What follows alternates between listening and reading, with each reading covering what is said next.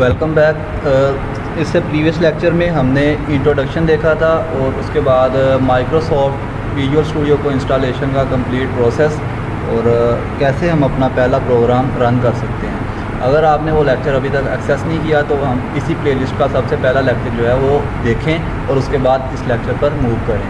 तो ये lecture number 2 है जिसमें हम वेरिएबल्स एंड डाटा टाइप्स को डिस्कस करेंगे और इसके 2 मॉड्यूल होंगे। सबसे पहले हम हर टॉपिक को थ्योरेटिकल पॉइंट ऑफ व्यू से देखेंगे एंड देन उसका प्रैक्टिकल करेंगे। सबसे पहले हम देखेंगे डेफिनेशंस एंड उसके बाद type, sizes and when to use each data type. Point number 3 हमारे पास होगा नेमिंग कन्वेंशंस और कॉन्स्टेंट्स। ठीक है कि हम वेरिएबल्स को नेम कैसे देते हैं, उनके रूल्स क्या होते हैं और कांस्टेंट कीवर्ड का क्या पर्पज़ है। एंड 4 नंबर पर हम डिक्लेरेशन और इनिशियलाइजेशन को समझेंगे। तो चलते हैं अपने स्लाइड की तरफ। सबसे पहले हम देखते हैं कि डेफिनेशंस में थ्योरेटिकली बेसिकली वेरिएबल्स होते क्या हैं। तो डेफिनेशन ये कहती है कि अ named container that stores data in computer memory. अच्छा, कंप्यूटर की मेमोरी में डाटा को स्टोर करने के लिए ये एक कंटेनर का काम करता है। इसको भी समझने से पहले ये जानना ज़रूरी है कि कंप्यूटर में डाटा जो स्टोर किस तरह से होता है। बेसिकली कंप्यूटर जो है हमने पहले लेक्चर में भी देखा था कि जस्ट 0 और 1 को अंडरस्टैंड करता है।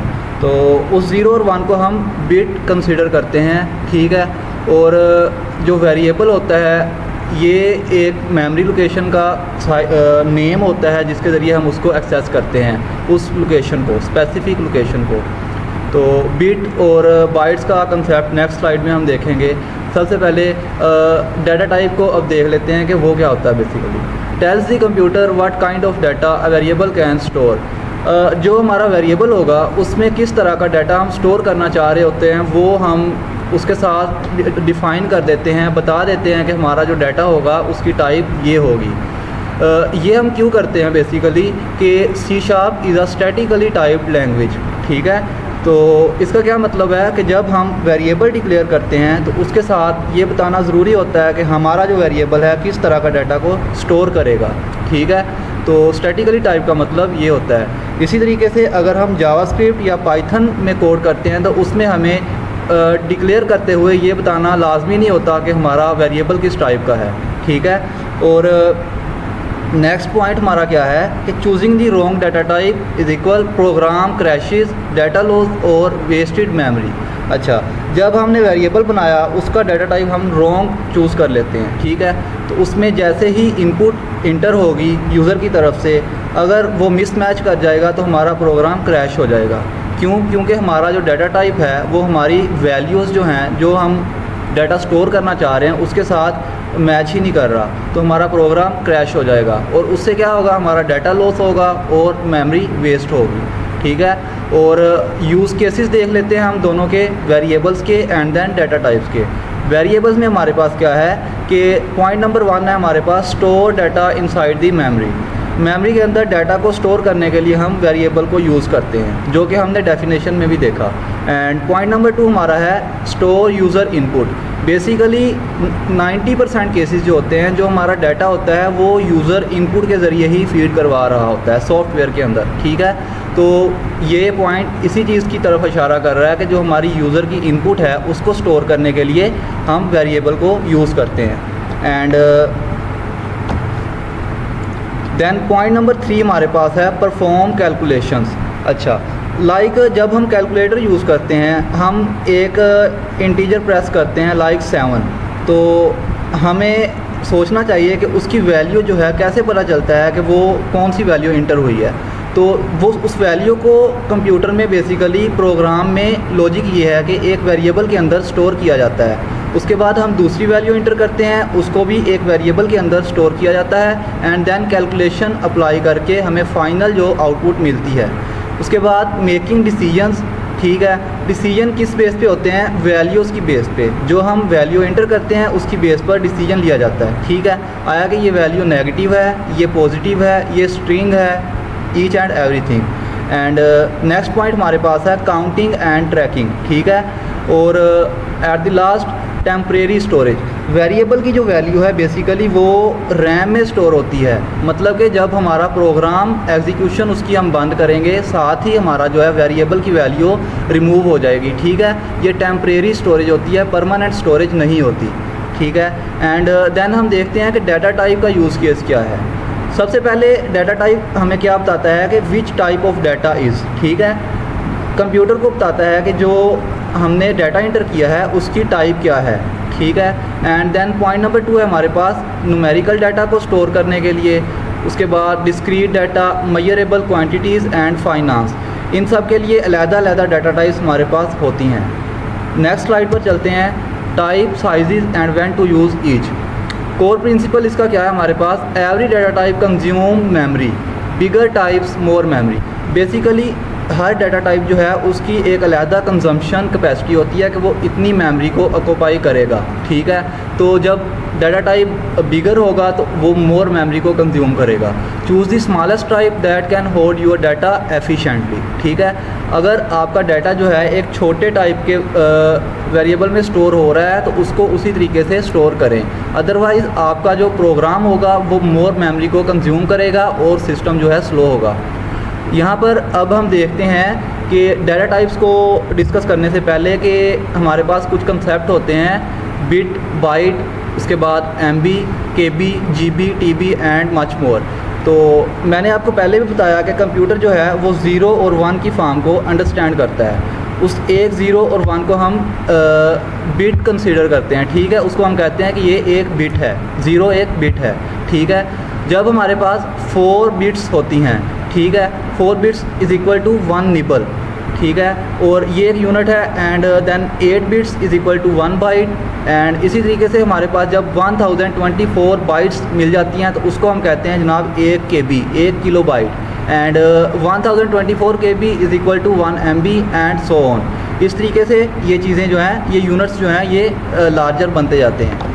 तो डाटा टाइप्स जो होता है हर टाइप का एक साइज़ होता है बाइट्स में, ठीक है। इस टाइप का ये जो डाटा टाइप है इतनी बाइट्स को स्टोर कर सकता है। तो उसको समझने से पहले आपको पता होना चाहिए बिट और बाइट बेसिकली होती क्या है। In next few slides we can discuss each data type with following perspectives. सबसे पहले हम देखेंगे उस डाटा टाइप का नेम क्या है एंड देन उसकी सब टाइप्स कौन कौन सी हैं और ईच सब टाइप का आगे साइज़ क्या है और कितनी रेंज तक डाटा को स्टोर कर सकता है, ठीक है। एंड आखिर में हम देखेंगे कि इस डाटा टाइप को हम किस लिए और कब यूज़ करेंगे। तो नेक्स्ट स्लाइड पर हम बढ़ते हैं। सबसे पहले हमारे पास डाटा टाइप होता है इंटीजर, ठीक है। तो इंटीजर में हमारे पास जो सब टाइप्स होती हैं वो हम एक एक करके डिस्कस कर लेते हैं। सबसे पहले हमारे पास है बाइट, ठीक है। बाइट का साइज़ होता है 1 बाइट एंड इसकी रेंज होती है 0 to 255, मतलब कि 0 से लेकर 255 तक इंटीजर्स को स्टोर कर सकता है। इंटीजर्स वो वैल्यू होती हैं जिनमें पॉइंट्स नहीं होते, ठीक है, डिस्क्रीट वैल्यूज़। तो इसमें नेगेटिव वैल्यू स्टोर नहीं हो सकती, ज़ाहिर है ये 0 से स्टार्ट हो रहा है और 255 तक हम कोई भी वैल्यू को स्टोर कर सकते हैं। एंड इसको हम यूज़ कब करेंगे, जब हम एज को स्टोर कर रहे हों, स्मॉल काउंटर्स, उसके बाद RGB कलर वैल्यूज़ को स्टोर करते हुए हम बाइट डाटा टाइप को चूज़ करेंगे। एंड नंबर 2 पर हमारे पास आता है S बाइट। इसका साइज़ भी 1 बाइट ही है और ये इसका बाइट से डिफरेंस ये है कि ये नेगेटिव वैल्यूज़ को भी स्टोर कर सकता है, यानी कि ये -128 से पॉजिटिव 127 तक वैल्यूज़ को स्टोर कर सकता है। तो ये किस लिए यूज़ होता है, small numbers that can be negative, मतलब कि इसका साइज़ तो बाइट जितना ही है लेकिन बाइट में हमने देखा कि वो नेगेटिव वैल्यूज़ को स्टोर करने की कैपेबिलिटी उसमें नहीं है, जो कि S बाइट हमें प्रोवाइड करता है। तो ये स्मॉल नंबर्स जो कि नेगेटिव भी हो सकते हैं और पॉजिटिव भी, उनको स्टोर करने के लिए यूज़ होता है। एंड देन शॉर्ट आता है हमारे पास, इसका साइज़ 2 बाइट्स है और ये -3 to 7682 +3 to 767 तक की वैल्यूज़ को स्टोर कर सकता है। तो ये किस लिए यूज़ करते हैं, बेसिकली हम IDs को स्टोर करने के लिए, उसके बाद ईयर को स्टोर करने के लिए हम ये डाटा टाइप चूज़ करते हैं। देन नेक्स्ट हमारे पास है U शॉर्ट, ठीक है। इसका साइज़ भी 2 बाइट है और ये 0 to 65535 तक वैल्यूज़ को स्टोर कर सकता है, और ये भी नेगेटिव वैल्यूज़ को स्टोर नहीं कर सकता, ओनली पॉजिटिव वैल्यूज़ को स्टोर कर सकता है। एंड ये किस लिए यूज़ करते हैं हम? प्रोडक्ट के कोड्स को स्टोर करने के लिए और इस तरह की वैल्यूज़ को स्टोर करने के लिए हम इसे यूज़ करते हैं। एंड देन हमारे पास इंट टाइप आ जाती है। इसका साइज़ क्या है हमारे पास? 4 बाइट्स। ठीक है, तो बाइट्स का आपको कंसेप्ट मैंने पहले दे दिया है। तो ये 4 बाइट्स तक की वैल्यूज़ को स्टोर करने की कैपेबिलिटी रखता है। तो इसकी रेंज क्या है, यानी कि कितनी वैल्यू ये स्टोर कर सकता है? -2 बिलियन टू +2 बिलियन तक। ठीक है, तो यूज़ इसको कब करते हैं? Default choice for whole number. जब भी हमारे पास होल नंबर्स होते हैं या फिर ऐसे नंबर्स जिनमें पॉइंट्स नहीं आ सकता, तो उसके लिए हम कॉमनली इंट टाइप ही यूज़ करते हैं। ठीक है, नेक्स्ट हमारे पास यू इंट आ जाता है। इसका साइज़ भी 4 बाइट है और इसका साइज़ जो है 0 to 4 बिलियन, यानी कि इसका यू इंट का इंट से क्या डिफरेंस है कि इसमें हम नेगेटिव वैल्यूज़ को स्टोर नहीं कर सकते, जबकि साइज़ इसका जो है 4 बिलियन तक रेंज इसकी है। ठीक है, तो यूज़ केस इसका क्या है? पॉजिटिव ओनली लार्ज नंबर्स, यानी कि वो नंबर जो लार्ज भी हों और सिर्फ पॉजिटिव हों, यानी कि उनमें नेगेटिव वैल्यूज़ आने के चांसेस नहीं है, तो हम यू इंट को यूज़ कर सकते हैं। नेक्स्ट हमारे पास है लॉन्ग डाटा टाइप। इसका साइज़ क्या होता है हमारे पास? 8 बाइट्स का। ठीक है, 8 बाइट्स का, और इसका रेंज जो है -9 से +9 क्विंटिलियन तक होती है, और वेरी लार्ज नंबर्स और डेटाबेस आईडीज़ को स्टोर करने के लिए हम इसे यूज़ करते हैं। उसके बाद यू लॉन्ग होता है। इसी तरीके से लॉन्ग में हम नेगेटिव वैल्यूज़ को स्टोर कर सकते हैं, जबकि यू लॉन्ग में जस्ट पॉजिटिव वैल्यूज़ को स्टोर कर सकते हैं। तो ये हमारे पास इंटीजर टाइप्स थे। अब हम नेक्स्ट स्लाइड पर मूव करते हैं, और वो है हमारे पास फ्लोटिंग पॉइंट और डेसिमल टाइप्स, यानी कि ऐसी न्यूमेरिकल वैल्यूज़ जिनके अंदर पॉइंट्स आएंगे, तो उनको हम स्टोर करने के लिए फ्लोटिंग पॉइंट का डाटा टाइप्स की कोई वेरिएशन को यूज़ करेंगे। इसमें हमारे पास 3 टाइप्स आ जाती हैं। सबसे पहली फ्लोट, जिसका साइज़ हमारे पास क्या है? 4 बाइट्स, और प्रिसीजन इसकी क्या है? 6 to 9 डिजिट्स। इसको हम यूज़ करते हैं ग्राफिक्स में, मेमोरी कंस्ट्रेंट ऐप्स में और गेम फिज़िक्स में। एंड देन हमारे पास आ जाती है डबल टाइप। इसका साइज़ भी है 8 बाइट्स, और इसकी डिजिट्स की प्रिसीजन है 15 to 17। Default for decimal scientific calculation. Normally जब हमारे पास फ्लोटिंग पॉइंट वैल्यूज़ होती हैं, तो उसमें हम डबल को ही यूज़ करते हैं, यानी कि लार्ज फ्लोटिंग पॉइंट वैल्यूज़ के लिए हम डबल डाटा टाइप को चूज़ करते हैं। उसके बाद हमारे पास आया था नंबर 3 पर डेसिमल टाइप। इसका साइज़ हमारे पास है 16 बाइट्स का, और इसकी प्रिसीजन है हमारे पास 28 to 29 डिजिट्स। और फाइनेंशियल वैल्यूज़ को स्टोर करने के लिए और एग्जैक्ट कैलकुलेशंस जब हमने परफॉर्म करनी हो, जिनमें किसी किस्म की पॉइंट्स की भी इम्पोर्टेंस होती है, तब हम डेसिमल को यूज़ करेंगे। तो ये हमारे पास फ्लोटिंग पॉइंट वैल्यूज़ थी और ये डाटा टाइप थे। अब हम नेक्स्ट स्लाइड पर मूव करते हैं। ये है हमारे पास टेक्सचुअल डाटा, यानी कि ऐसा डाटा जो हम स्ट्रिंग के फॉर्म में स्टोर करेंगे, लाइक कोई टेक्स्ट, कोई पैराग्राफ, इस तरीके से, या फिर कोई सिंगल अल्फ़ाबेट। तो इसमें हमारे पास 3 तरह की टाइप्स होती हैं। सबसे पहले है हमारे पास करैक्टर टाइप, यानी कि 4। इसका साइज़ क्या है? 2 बाइट्स का, और इसको यूज़ कब करेंगे? जब हमारे पास सिंगल करैक्टर होंगे, लाइक अल्फ़ाबेट सिंगल होगा, ठीक है। उसके बाद लाइक हमारे पास ग्रेड हो गए ABCD और F तक, और उसके बाद जेंडर सिंबल, यानी कि मेल की जगह हम M को स्टोर करेंगे, फीमेल की जगह F को, उसके लिए हम करैक्टर टाइप को यूज़ करेंगे। एंड देन नंबर 2 पर हमारे पास आ जाता है स्ट्रिंग टाइप को। इसका साइज़ हमारे पास होता है 20 बाइट्स, ठीक है। और ये कब यूज़ करते हैं हम? जब हम नेम्स को स्टोर करना हो, एड्रेसेस स्टोर करने हो, कोई डिस्क्रिप्शन को स्टोर करना हो और टेक्सचुअल डाटा को स्टोर करना हो, तो हमारी चॉइस जो होती है वो स्ट्रिंग डाटा टाइप होती है। नेक्स्ट नंबर 3 पर हमारे पास होता है बूल टाइप का। तो इसका साइज़ है हमारे पास 1 बाइट, ठीक है। और ये बूल टाइप जो है ये सिर्फ येस और नो को स्टोर करने के लिए यूज़ होता है, लाइक 0 और 1 को। और ये इसको हम ऐसे भी कह सकते हैं ट्रू या फॉल्स, ठीक है। और इसकी एग्जांपल्स जो हैं हम प्रैक्टिकल में देखेंगे जाकर। नेक्स्ट स्लाइड पर चलते हैं। तो डिफ़ॉल्ट रूल्स के हमने कौन सा डाटा टाइप जो है कब चूज़ करना है। जब हमारे पास सिचुएशंस कुछ ऐसी होंगी कि हमने होल नंबर्स को स्टोर करना है और वो मिड लेवल में होंगे, यानी कि बहुत ज़्यादा बड़े भी नहीं हैं और उनमें पॉइंट्स भी नहीं हैं, तो हम इंटीजर टाइप को चूज़ करेंगे। अब अगर हमारे पास डेसिमल नंबर्स आ जाते हैं, उसकी कोई भी वेरिएशन है, तो उसके लिए हम कौन सा चूज़ करेंगे? Double data type. एंड अगर हमारे पास फाइनेंस की काउंटिंग है, यानी कि हमारे पास मनी को स्टोर करने के लिए, कैश को स्टोर करने के लिए कंडीशंस हैं, तो हम उसके लिए हम डेसिमल टाइप को यूज़ करेंगे। नेक्स्ट हमारे पास आ जाता है अगर हम टेक्सचुअल डाटा को स्टोर करना चाहते हैं, लाइक नेम, उसके बाद एड्रेस, उसके बाद क्लास एंड स्कूल नेम, कोई डिस्क्रिप्शन, उसके लिए हम कौन सा डाटा टाइप यूज़ करेंगे? स्ट्रिंग टाइप को यूज़ करेंगे। एंड अगर हम सिर्फ ट्रू और फॉल्स को यूज़ करना चाहते हैं, लाइक इज़ अलाइव और इज़ डेड, ठीक है, यानी कि एक बंदा जो है वो ज़िंदा है या मर चुका है। दूसरा इज़ प्रेजेंट और एब्सेंट, इसमें हमारे पास ट्रू या फॉल्स जैसी कंडीशंस होती हैं, या फिर वो प्रेजेंट होगा या एब्सेंट होगा, उसके लिए हम कौन सा यूज़ करेंगे? उसके लिए हम बूल टाइप को यूज़ करेंगे। उसके बाद अगर हमारे पास सिंगल करैक्टर होता है, फॉर एग्ज़ाम्पल हमारे पास पास के लिए P हो गया, फेल के लिए F हो गया, इस तरह से हम कुछ स्टोर करना चाह रहे हैं, तो उसके लिए हम करैक्टर टाइप को चूज़ करेंगे।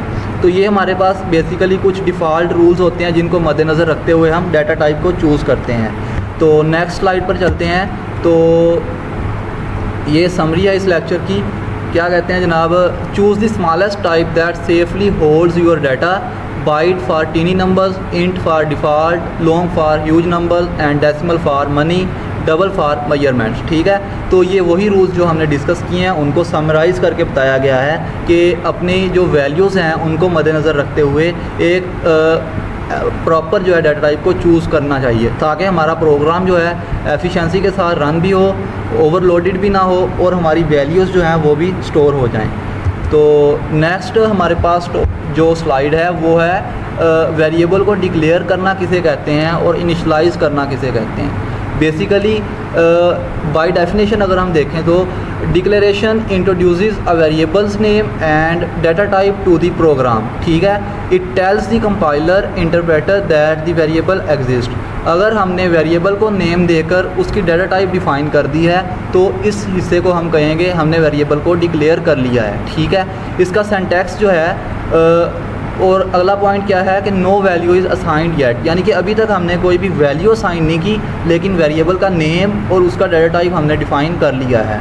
लाइक इंट एज अगर हमने लिख लिया है तो इसका मतलब है कि हमने वेरिएबल को डिक्लेयर कर लिया है, लेकिन अभी तक वैल्यू असाइन नहीं हुई, तो इनिशलाइजेशन अभी जो है वो पेंडिंग पे है, ठीक है।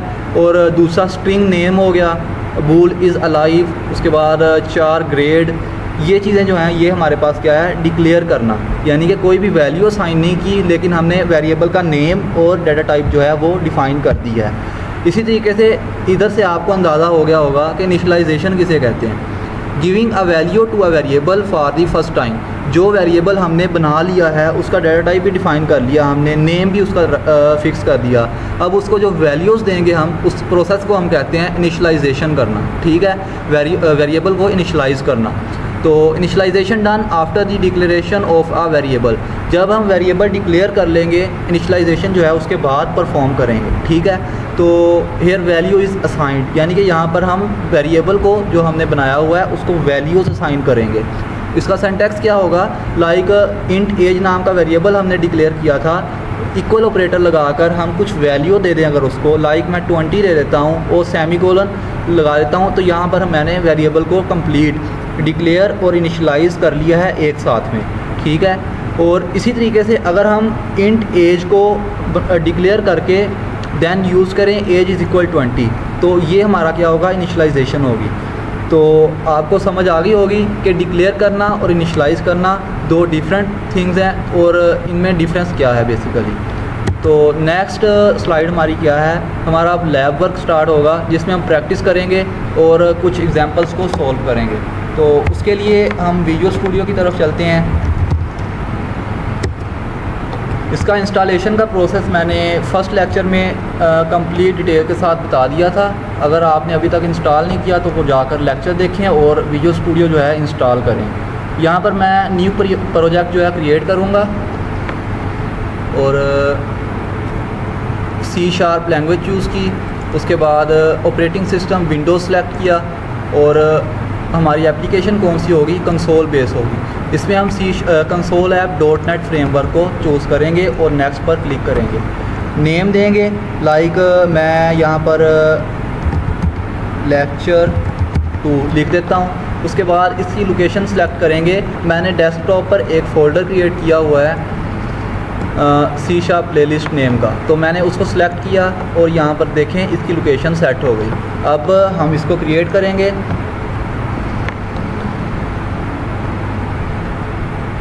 और ये थोड़ा सा टाइम भी ले सकता है।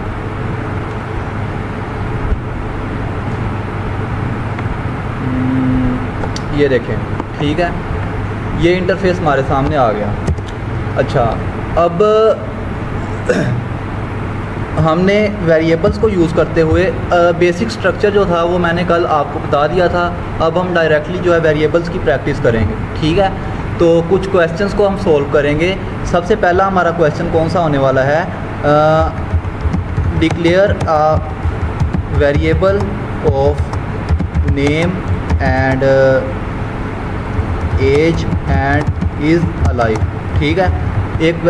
हम वेरिएबल्स बनाएंगे। एक वेरिएबल कौन सा होगा, नेम का, उसमें नेम स्टोर होगा किसी पर्सन का, एंड देन दूसरा वेरिएबल उसकी एज स्टोर होगी, एंड उसके बाद वो अलाइव है या फिर वो डेड है। तो इसको हम लिखते हैं। सबसे पहले नेम को स्टोर करने के लिए हम कौन सा टाइप चूज़ करेंगे, मैंने लेक्चर में भी आपको बताया कि उसके लिए हम स्ट्रिंग डाटा टाइप को चूज़ करेंगे। स्ट्रिंग नेम के लिए मैं p नेम, इसका वेरिएबल का नेम डिफ़ाइन कर देता हूँ, और इक्वल वैल्यू हम क्या दे देते हैं, लाइक अली अकबर, ठीक है, और सेमीकोलन।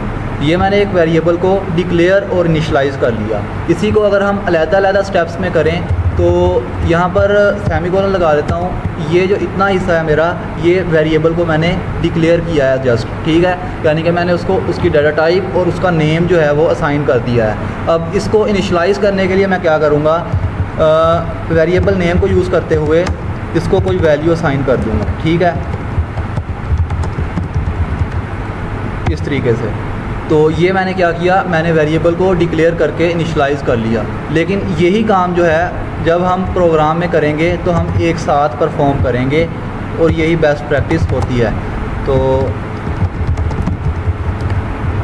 इस तरीके से, ठीक है।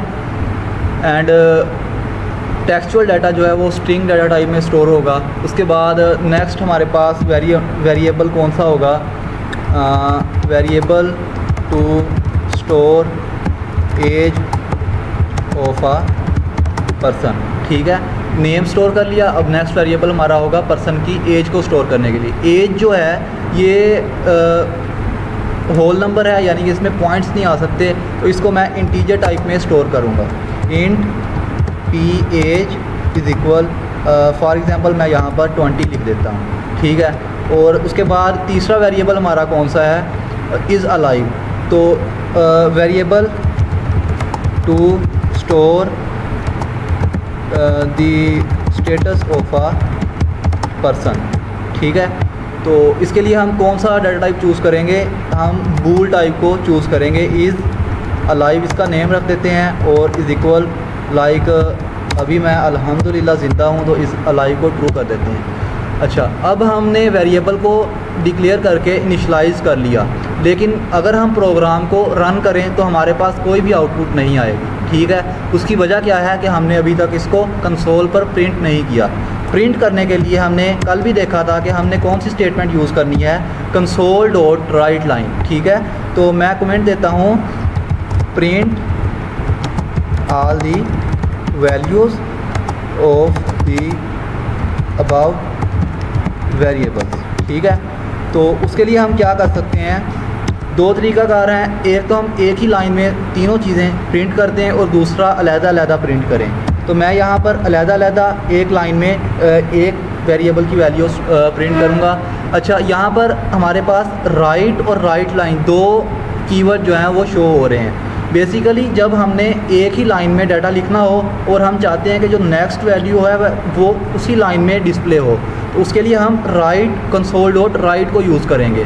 अगर हम चाहते हैं कि एक वैल्यू के बाद दूसरी वैल्यू ऑटोमेटिकली नेक्स्ट लाइन में जाए, तो उसके लिए हम राइट लाइन मेथड को यूज़ करेंगे। तो हमारे पास 3 वैल्यूज़ हैं, हम राइट लाइन को यूज़ करेंगे। और यहाँ पर मैं कुछ मैसेज दे देता हूँ, the name of uh person is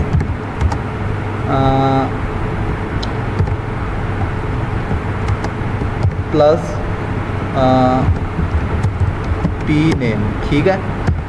अच्छा, यहाँ पर देखें कि मैंने कुछ हिस्सा जो है इसका डबल कोटेशंस के अंदर लिखा है और जो वेरिएबल है वो प्लस ऑपरेटर लगाकर साथ ऐसे ही लिखा है। तो बेसिकली जब हम किसी वेरिएबल की वैल्यू को प्रिंट करवाना चाह रहे होते हैं तो वो स्ट्रिंग के साथ डायरेक्टली कंकैटिनेट नहीं हो सकता, ठीक है। उसके लिए हम प्लस ऑपरेटर लगाकर उस वेरिएबल का नेम यूज़ करेंगे, जिससे क्या होगा, उस वेरिएबल के अंदर जो वैल्यू पड़ी है वो हमारे पास डिस्प्ले होगी। इसी तरीके से हम सेकंड वेरिएबल के लिए भी console dot write line use करते हैं। कंसोल डॉट राइट लाइन और the age of a person is plus age. यहाँ पर W जो है वो अपर केस में होगा। नेक्स्ट थर्ड वेरिएबल की value console dot write line the status of a person is alive, ठीक है। अब हम इसको प्रिंट करके देखते हैं कि हमारी क्या आउटपुट शो होती है।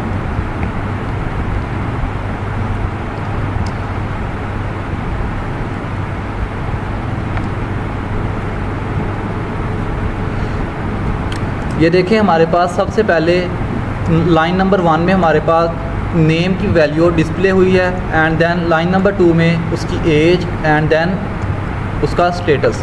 तो हमारा प्रोग्राम सक्सेसफुली रन हो चुका है, तो मतलब हमारा इसमें कोई एरर नहीं है। इसी तरीके से मैं डिस्क्रिप्शन में कुछ क्वेश्चन की स्टेटमेंट्स ऐड कर दूंगा, आप उसको प्रैक्टिस करें, जहाँ पर कोई मसला हो आप उनसे पूछ सकते हैं। तो मिलते हैं नेक्स्ट लेक्चर में, तब तक अपना ख्याल रखिएगा। अल्लाह हाफिज़।